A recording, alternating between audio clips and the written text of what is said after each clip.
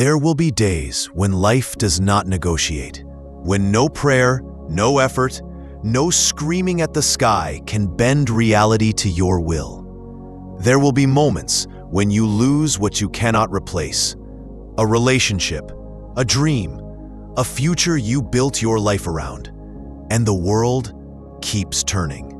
There will be nights when grief is so loud that silence feels like an insult, when you sit with your own breath and wonder, is this all I have left? In these moments, something ancient awakens inside you.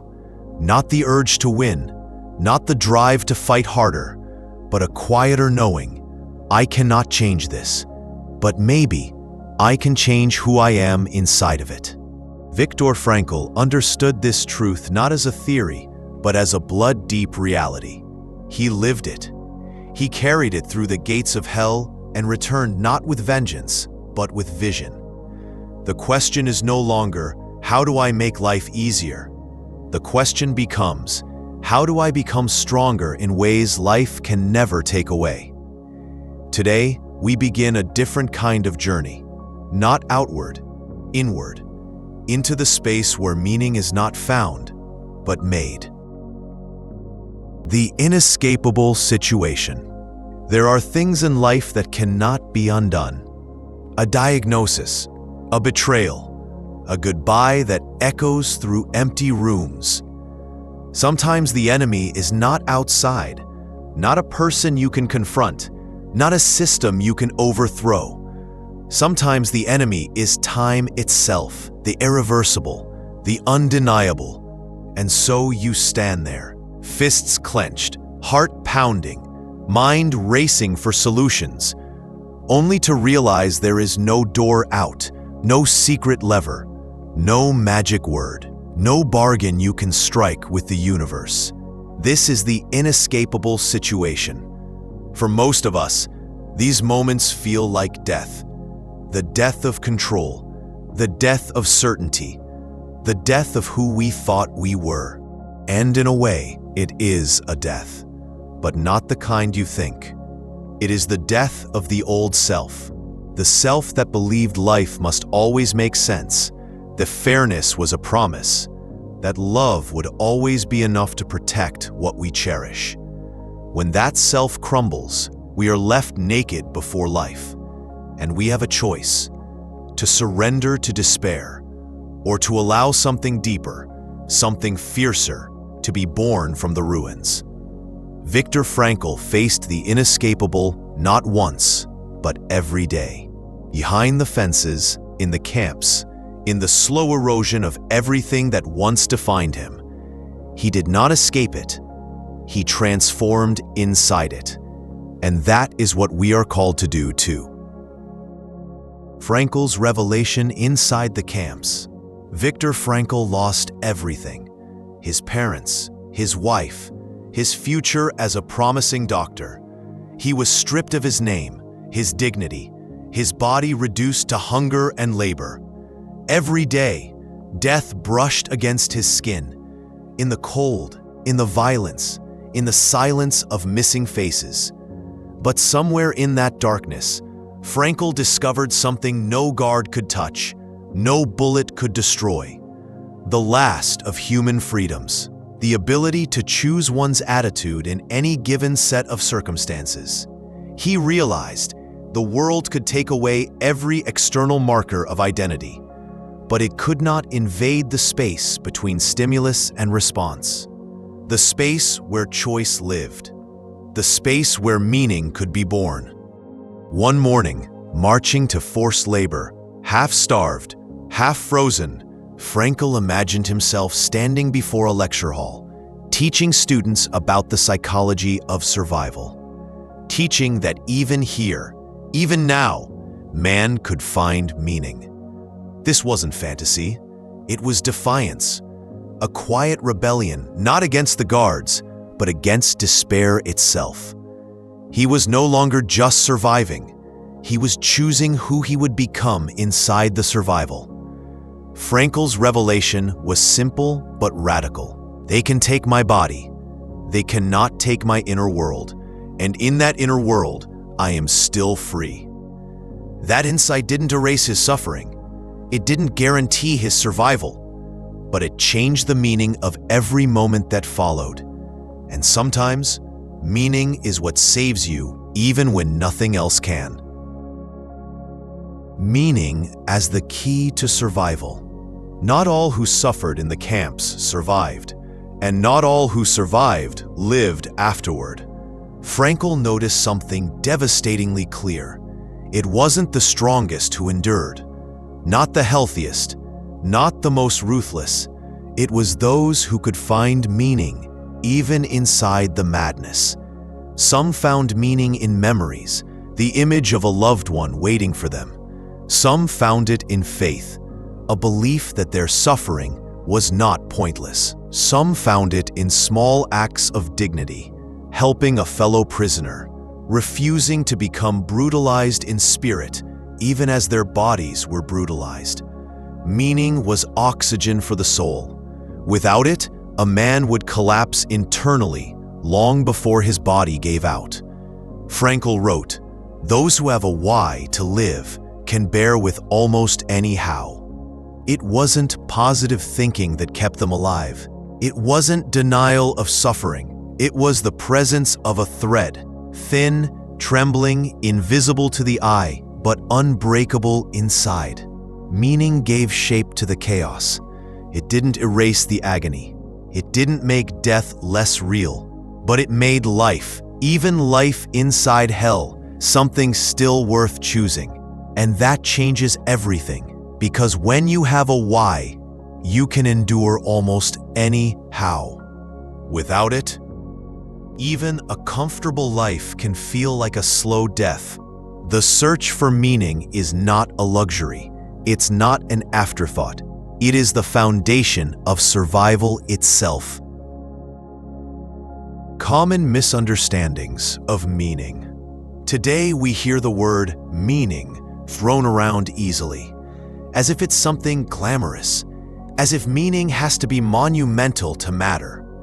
People think meaning is tied to success, achieving great things, building a legacy, being remembered.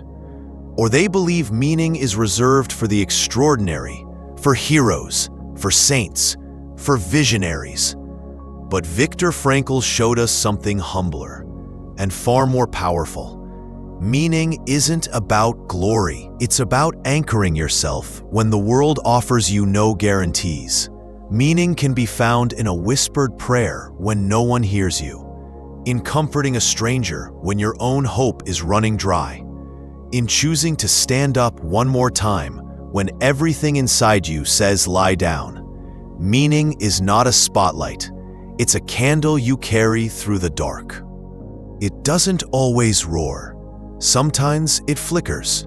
Sometimes it almost goes out. But even then, it still shines enough to take one more step forward. And sometimes, that's enough. You don't have to write a book. You don't have to change the world. Sometimes, the meaning you find is simply refusing to let suffering have the last word. In Frankl's world, meaning was not a prize. It was a necessity. Not what you win at the end, but what you hold on to in the middle. And maybe the true misunderstanding is this: meaning isn't about what you accomplish. Meaning is about who you become when life strips everything else away. Modern-day application. The new camp. Most of us are not locked behind barbed wire. We are not waking up to hunger and fear in the ways Frankl did. And yet, many of us are imprisoned in different kinds of camps. The camp of endless expectations. The camp of silent loneliness, even in crowded rooms. The camp of working jobs that hollow out the spirit. Living days that blur into nights without meaning. Chasing a future that feels increasingly empty. You don't need chains to feel trapped. You don't need fences to lose yourself. There are prisons made of comfort. There are prisons made of noise, of distraction, of never asking why. How many people wake up every morning feeling caged by their own lives? How many carry smiles on their faces and emptiness in their chests? This, Frankl would say, is the new camp. It is subtler, it is quieter, but it is just as deadly to the spirit. And the solution is the same: meaning. Finding a why that is bigger than success, bigger than applause, bigger than surviving the day.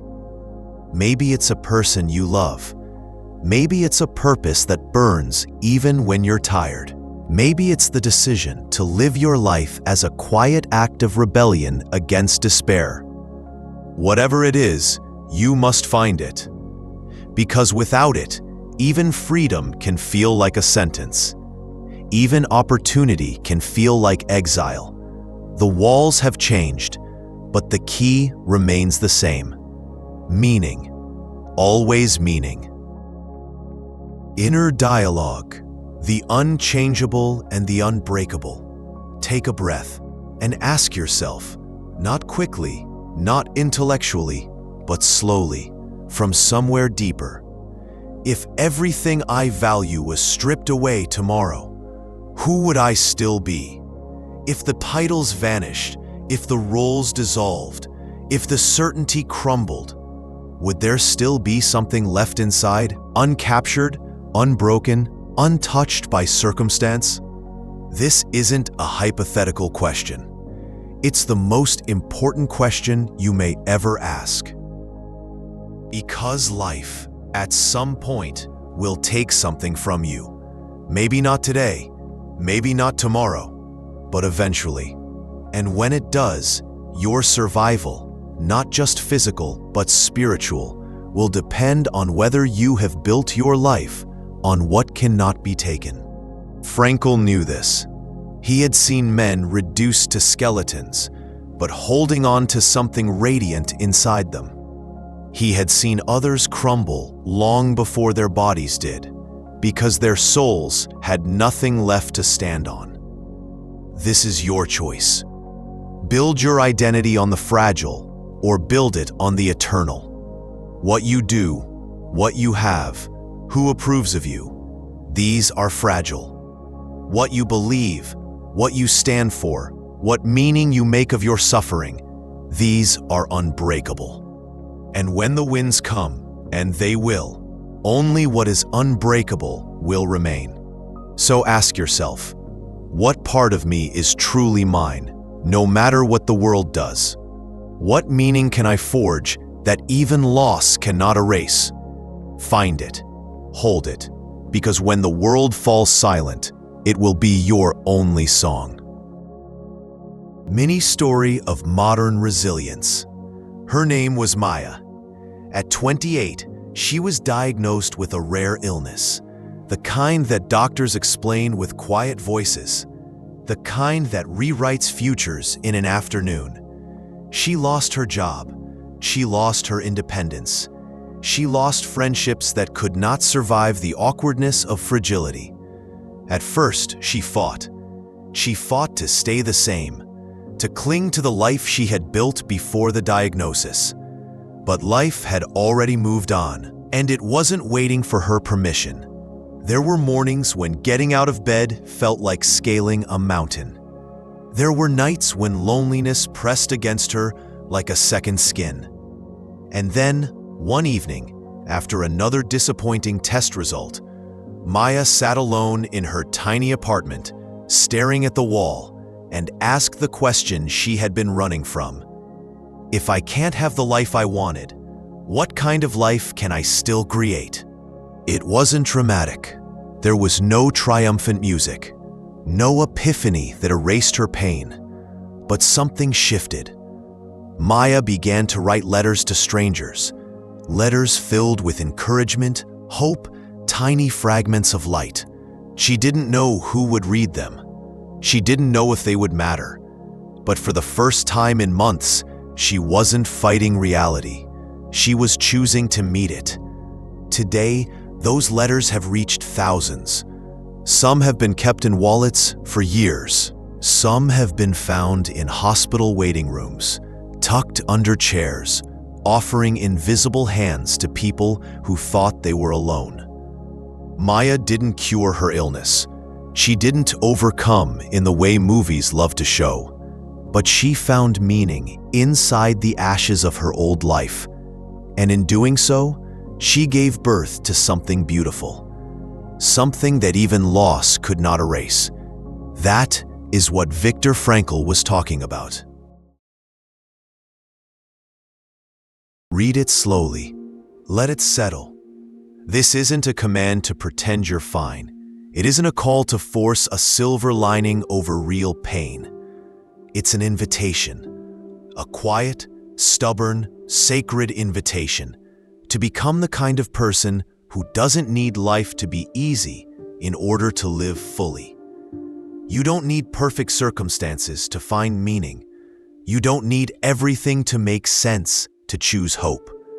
Meaning doesn't erase suffering, it dignifies it. It lifts it from random cruelty to conscious becoming. When life shuts every door, meaning hands you a hammer and says, then build a door of your own. When life takes away the music, meaning says, then sing anyway. When life sits you in the ashes of all you loved, meaning says, then plant something new here. And so, when you find yourself facing the unchangeable, remember, you are not powerless. You are not voiceless. You are not broken beyond repair. You are the space between stimulus and response. You are the writer of the next sentence. You are the living proof that survival is not just breathing. It is choosing. Choosing meaning. Choosing dignity. Choosing yourself again and again, even when the world tells you it's too late. Maybe especially then, because as Frankl taught us, they can take almost everything from you, but they cannot take the soul that refuses to surrender.